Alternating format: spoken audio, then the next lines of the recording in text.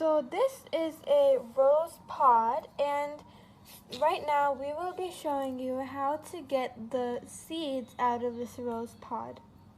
First step is make like little cuts in between it and then just separate it.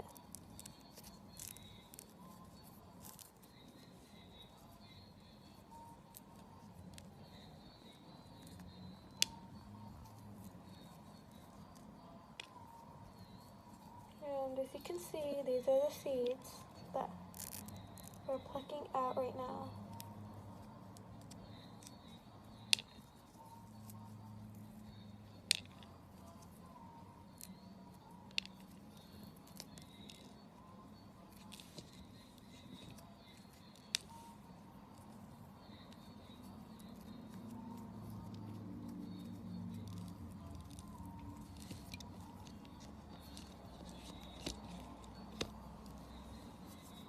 So as you can see, these are the seeds.